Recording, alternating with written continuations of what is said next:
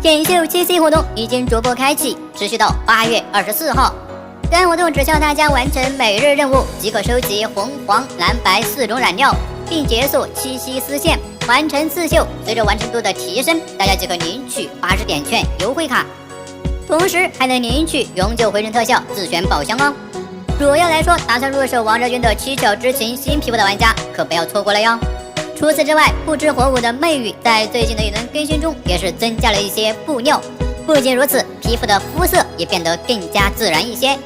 最后就是王昭君的所有皮肤，除了偶像歌手之外，一技能的音效命中目标和没有命中目标有2种。